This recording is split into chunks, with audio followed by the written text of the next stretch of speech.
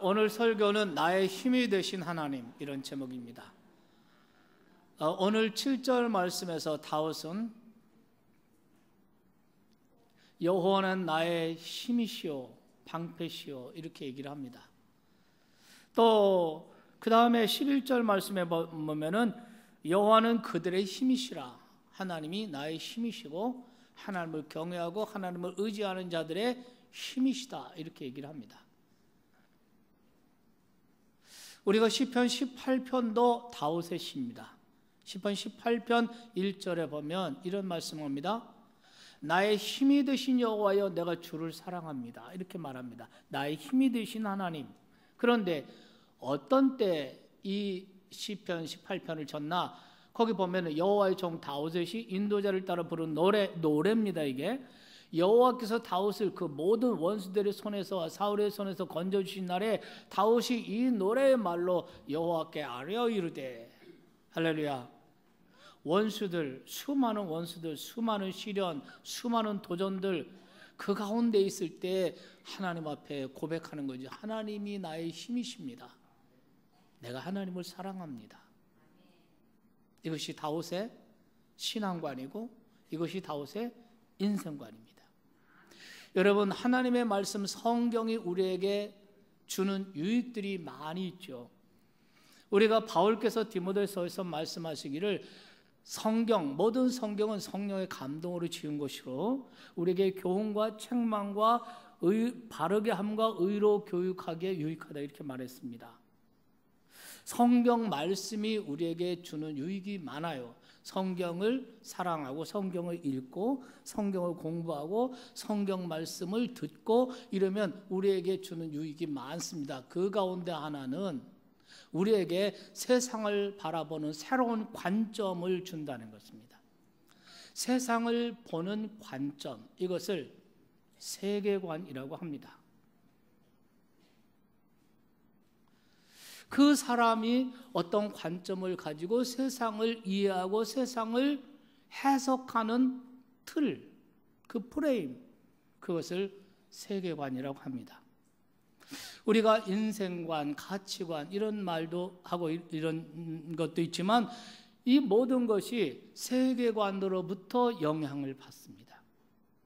우리가 이 인생을 살아갈 때, 이 세상을 살아갈 때 정말 풀리지 않는 미스터리 하나가 있습니다. 인생의 삶에 뜻하지 않는 시련과 고통의 순간들, 그 많은 고통의 문제들을 겪는다는 겁니다. 정직하게 살았는데, 믿음 안에서 살려고 발버둥 쳤는데, 열심히 성실하게 땀 흘려 일하고 살았는데 뜻하지 않은 실패, 뜻하지 않은 고통, 고난의 문제를 겪는다는 것, 미스터리가 아닐 수 없습니다. 그런데 한 사람의 세계관이 그 고난의 문제를 바라보고 해석하는데 결정적인 역할을 한다는 것입니다. 여러분, 우리가 요셉을 한번 생각해 볼까요? 요셉은 그 아버지 집에서 정말 아버지 사랑을 많이 받았던 이런 사람입니다.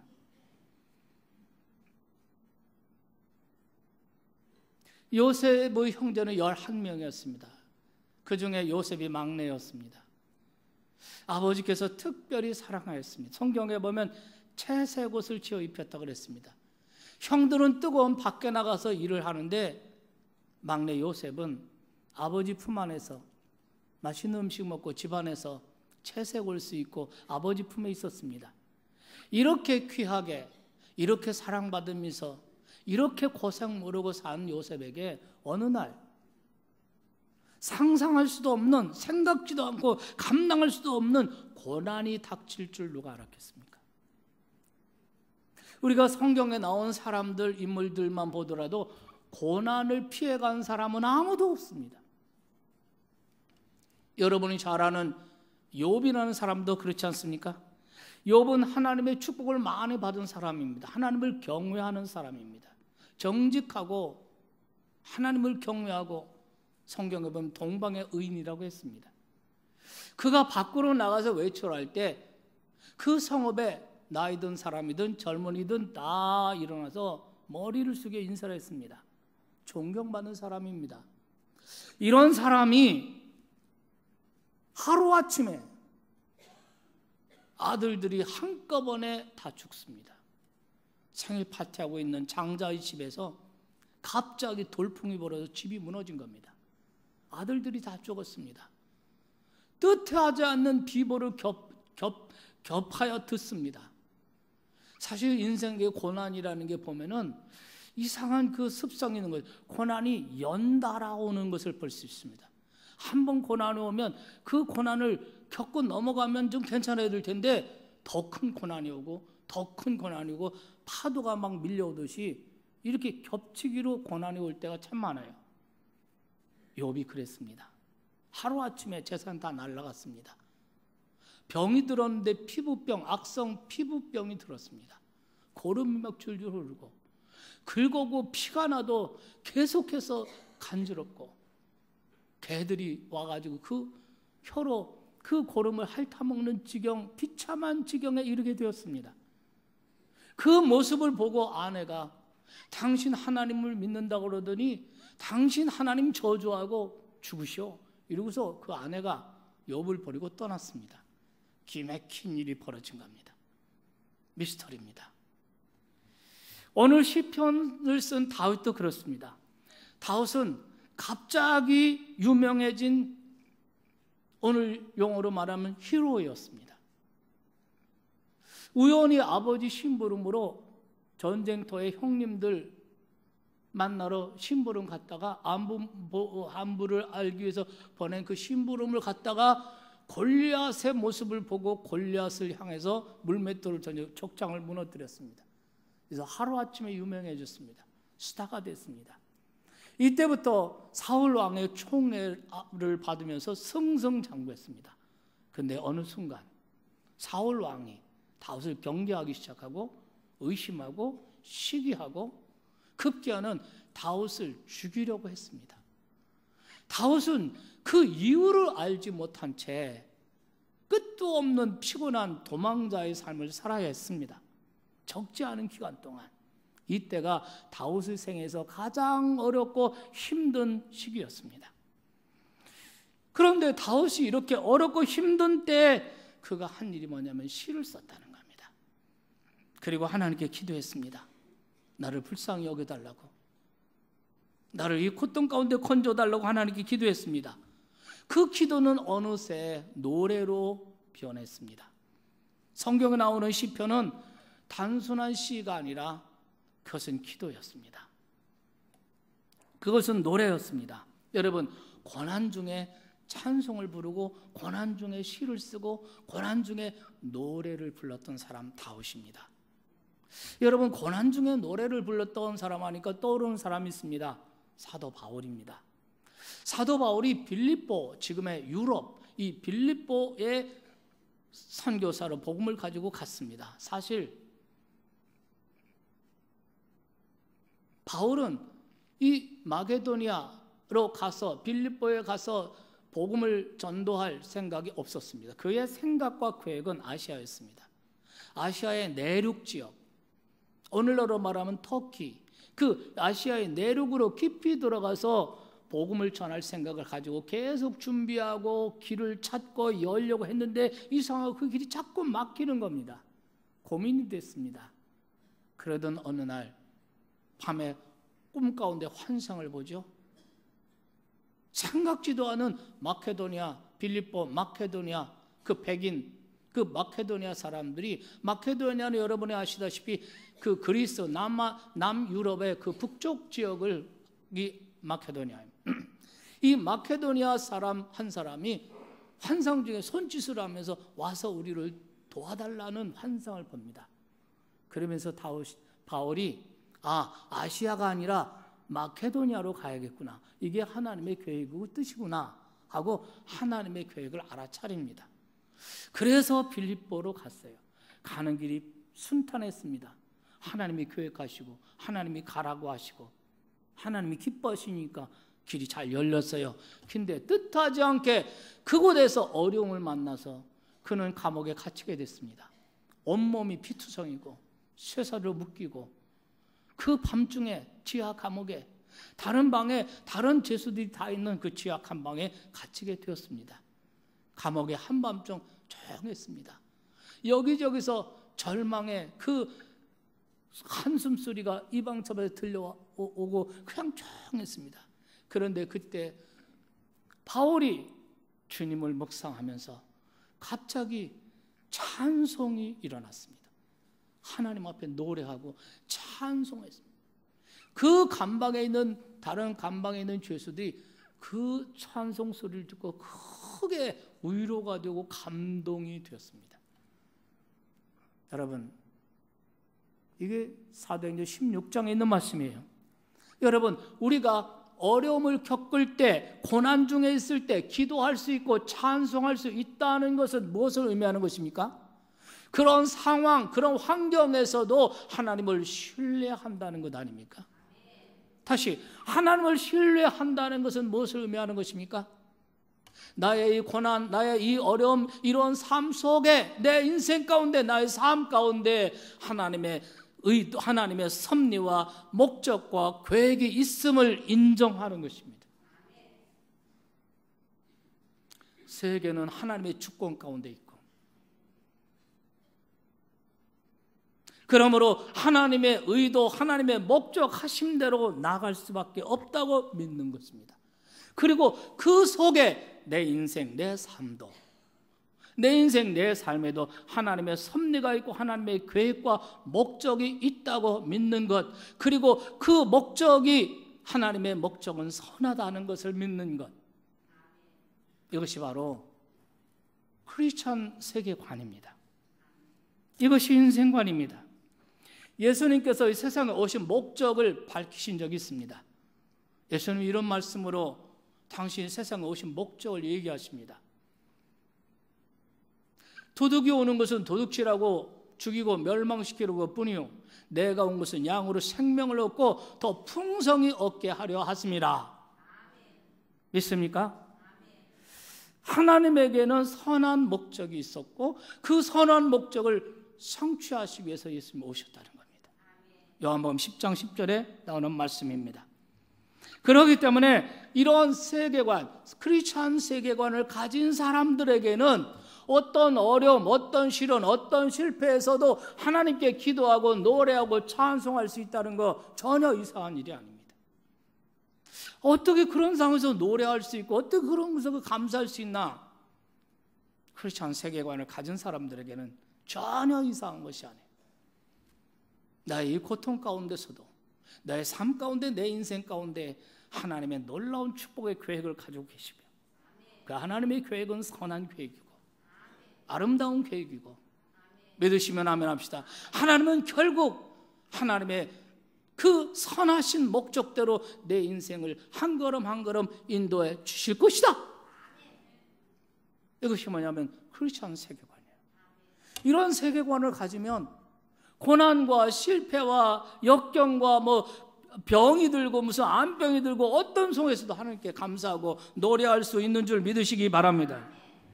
디즈니 영화 가운데 요셉의 꿈, 이런 노래가 있습니다. 이런 그 영화가 있습니다. 이집트 왕자 1은 모세의 이야기입니다. 이집트 왕자 2는 요셉의 얘기입니다. 요셉의 생애를 그린 겁니다. 요셉은 정말 많은 시련을 당합니다. 여러분이 아시다시피 요셉이 정직하게 자신을 깨끗하게 지키려고 하다가 결국은 누명을 쓰고 감옥에 갇혀요. 웅동에 빠지기도 하고 노예로 팔려가기도 하고 결국은 그 감옥에 갇힙니다. 언제 다시 나올 기약이 없이 그냥 감옥에 갇혀 있는 거예요. 이 영화에서 이 애니메이션 영화인데, 이 영화에서 그때 요셉이 그 감옥에서 노래를 불러요. 당신은 나보다 더 잘하시니까요. 이런 노래입니다. 여러분, 요셉만큼 드라마틱한 삶을 사는 사람도 없을 거예요. 아무 일 없이 아버지 집에 살던 사람이 하루아침에 곤두박질 치는 거예요. 형들에 의해서 이유도 없이 시기를 받고 운동에 빠뜨리고 인신매매 당해서 애굽의 노예가 돼버려요.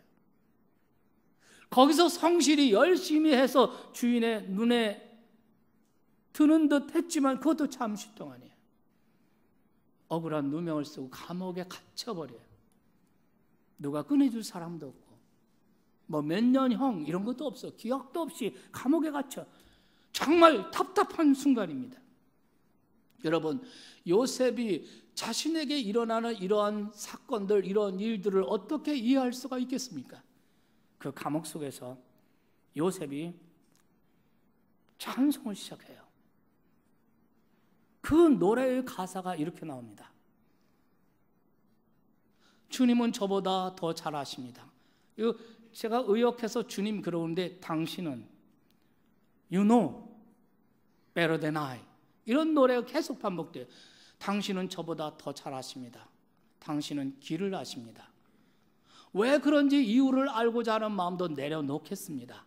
주님이 저보다 더 잘 아시니까요. 저에게 주시는 모든 주님의 말씀을 따르겠습니다. 주님이 저보다 더 잘 아시니까요.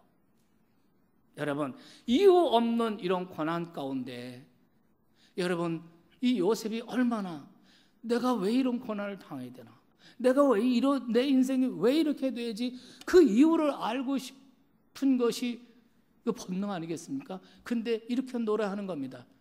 근데 그 이유를 알고 싶어 하는 마음까지 내려놓겠습니다.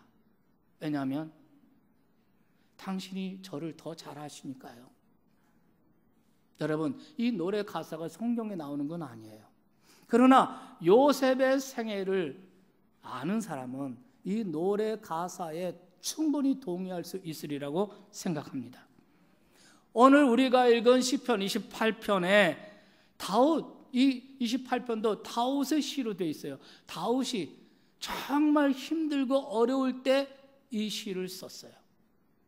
이것은 기도고 이것은 노래입니다. 그래서 6절이 이렇게 말해요. 여호와를 찬송하며 내 간구하는 소리를 들으심이로다. 이 말을 더 정확하게 번역하면 내가 간구하는 기도를 하나님이 응답해 주셨으므로 내가 하나님을 찬양합니다, 이런 뜻이에요. 내가 간구하는 소리, 간구하다, 이 말 영어 성경에 보면 cry 이렇게 되어 있습니다. 이거는 뭐냐면 울다, 큰 소리를 내서 울다는 거예요. 부르짖다, 애원했다, 이런 것입니다. 여러분, 사람이 어떤 경우가 되면 부르짖어요. 어떤 경우가 뭐 울어요. 어떤 때입니까? 벼랑 끝에 내몰릴 때. 내 인생이 벼랑 끝에 내몰릴 때. 그럴 때는 울게 돼요. 통곡하게 돼요. 애원하게 돼요. 부르짖게 돼요. 우리가 드리는 기도가 바로 이런 것입니다. 여러분, 내가 울고 부르짖는 이런 크라이가 없다면 이거는 기도라고 할 수가 없어요. 하나님이 내 기도 응답 안 해주셔도 나에게 어떤 다른 옵션이 있다라고 생각하면 이 사람은 부르짖지 않습니다. 기도는 하죠. 부르짖지 않습니다. 그러나 벼랑 끝에 몰릴 때 하나님밖에 없구나. 벼랑 끝에 몰릴 때는 부르짖게 돼요. 그 기도가 진짜 기도고 그 순간 하나님이 일하시게 돼요. 벌써 오래 지났죠. 이 성전 지을 때 1994년 3월달 터파기 공사가 붕괴 사고가 일어난 거예요. 천지를 뒤흔드는 굉음과 함께 붕괴 사고가 일어난, 도로가 유출되고 공원이 유출되고 안에 있는 포크레인 그 무슨 철빔 전부 다 엿가락처럼 다 휘어버리고 흙이, 그 토합이 그렇게 무서운지 내가 처음 알았어요. 서둘러서 덤프 트럭을 가지고 막 흙을 날라다가 막 채우고 하루 종일 흙을 다 채우고, 그리고 이제 다시 이 사고를 수습하고 성전을 다시 지어야 되겠는데 밖에 일부 주민들이 여기다 예배당 짓지 못하게 그냥 조직적으로 압박을 가하고 방해를 하죠. 또 교회 안에 일부 아주 소수 몇 사람 하나님의 뜻이 아니라 이런 일을 당했다는 거예요. 하나님이 여기에 성전을 짓도록 하나님이 기뻐하시는 뜻이라면 왜 사고가 일어나는 거예요? 하나님이 기뻐하지 않는 일을 목사님이 고집 부려서 여기다 예배당 짓느라 이렇게 됐다는 거예요. 이런 소리가 들 때 마음이 무너져요. 토요일만 되면은 막 스트레스가 막 받아요. 주일날 성도들에게 뭐라고 얘기해 줘야 되나? 성도들이 저만 쳐다보면 목사님 어떻게 돼요? 언제 공사 다시 시작해요? 할 수는 있는 거야? 이렇게 묻는 것 같아. 묻지는 않는데 그만 묻는 것 같아. 스트레스가 보통이 아니에요. 그럴 때 토요일 밤에 역국에 있는 예배당 그 2층 캄캄한 방 텅 빈 예배당에 올라가서 그냥 막 통곡하고 하나님께 울면서 기도했어요. 어떤 때는 차로 운전하고 다니면서 음악 찬양을 크게 틀어놓고 그냥 엉엉 울면서 그냥 그거 우니까 참 시원하더라고요. 그냥 엉엉 울면서 하나님께 기도했어요. 그러다가 찬송을 부르고 그때마다 하나님이 나에게 힘이 되어 주셨어요. 성전을 건축을 하는 과정뿐만 아니라 제 목회 여정 가운데, 내 인생의 여정 가운데 힘들고 어려울 때면 cry, 하나님 앞에서 통곡하며 울며 기도했어요. 하나님은 신실하시다, 신실하신 하나님. 그때마다 하나님은 응답하셨고 그때마다 위로하시고 그때마다 새 희망을 주시고 힘이 되어 주셨습니다. 다윗이 그걸 말하는 거예요.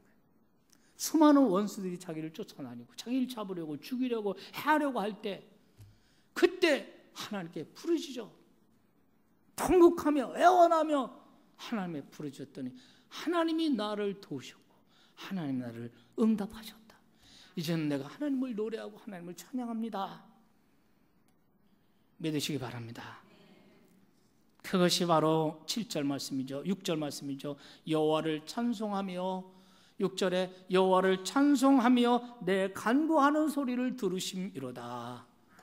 8절, 7절 말씀을 볼까요? 이제 7절 말씀을 다 같이 읽어보겠습니다. 시작. 여호와는 나의 힘과 나의 방패이시니 내 마음이 그를 의지하여 뭘 얻었도다? 도움을 얻었다. 이 9절에서 제 눈에 확 뜨는 말씀이 있습니다. 그건 뭐냐면 내 마음이 그를 의지하였다. 이 한글로도 이 한글 성경으로 충분히 의미가 전달됩니다. 그러나 원어 성경을 보면은 마음을 다하여, 내 마음을 다하여 하나님을 의지하였다. 내 마음을 다하여 하나님을 신뢰하였다. 언제? 정말 인생에 힘들고 어려울 때, 그때 하나님을 의지하되 마음을 다해서 의지했다는 거예요. 여러분 묻겠습니다. 여러분이 어려울 때, 힘들 때 얼마나 힘들어요? 얼마나 깝깝하고 얼마나 답답하고. 그런데 여러분, 그럴 때 정말 마음을 다해서 하나님을 의지하고 하나님을 신뢰하고 마음을 다해서 내가 주를 의지하였더니 주께서 나를 도와주셨도다. 그 마음을 다해서 기도해요. 하나님이 역사하시는 거예요. 건성으로 기도하면 어떤 사람이 건성으로 기도하나 다른 옵션이 있을 때 하나님이 응답 안 해주셔도 내가 뭐 할 수 있는 어떤 사람이든 뭐 돈이든 뭐든 뭐 할 수 있어. 뭐 다른 옵션이 내게 있으면 마음을 다해 하나님을 의지하지 않아요.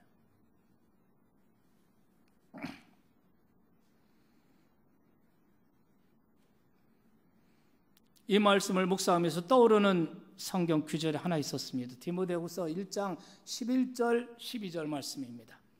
거기 보면 내가 이 복음을 위하여 선포자와 사도와 교사로 세움을 입었노라. 이로 말미암아 내가 이 고난을 받되 부끄러워하지 아니한 것은 내가 믿는 자를 내가 알고. 사도 바울이 자기 제자인 디모데에게 보내는 편지 가운데 하는 말씀이에요. 내가 복음 전파자로 선택을 받았고 부름을 받았고 내가 목사와 교사의 직임을 받게 되었다. 그런데 이 직분으로 말미암아 이 복음을 전하는 일 때문에 내가 많은 고난을 받지만 내가 이 복음을 부끄러워하지 않는다. 왜냐하면 내가 믿는 자를 내가 알기 때문이다.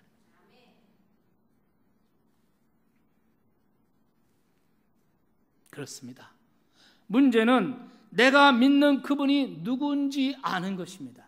내가 믿는 하나님, 내가 믿는 예수 그리스도, 그분이 누군지 알면 끝나는 겁니다. 왜냐하면 그분 안에 모든 앤서, 모든 대답이 그분 안에 다 들어있기 때문에.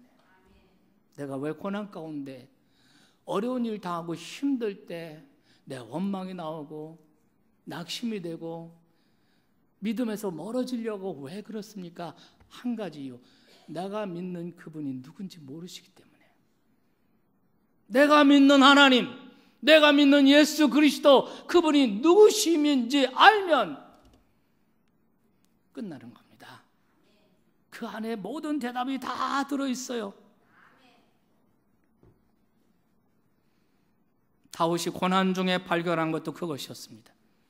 그는 자기가 믿는 그분을 그래서 온 마음을 다해서 의지하고 신뢰한다 그랬어요. 왜냐하면 그분을 알기 때문에. 믿으시면 아멘 합시다. 이제 설교를 마치려고 합니다.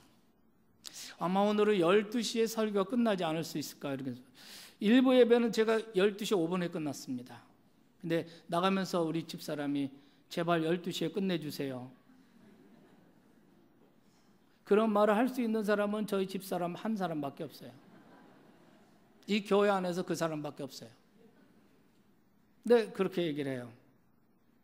그래서 알겠다, 그 생각을 했습니다. 이런 말 하다가 이제 12시 넘어요.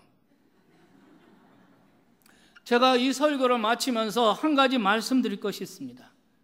이 모든 말씀들을 우리가 생각해 볼 때 우리 하나님의 자녀들에게 실패는 반드시 나쁘지 않다는 겁니다. 그렇기 때문에 실패를 두려워할 이유가 없습니다. 실패뿐만 아니라 위기, 고난, 질병, 어떤 것도 마찬가지입니다. 다윗은 어려울 때마다 시를 썼어요. 노래를 불렀어요. 여러분, 우리가 가진 시편에 거의 대부분이 다윗의 시입니다. 그런데 이 다윗의 시를 보면 좋을 때, 잘 나갈 때, 기쁠 때, 즐거울 때 쓴 거는 몇 개 안 돼요.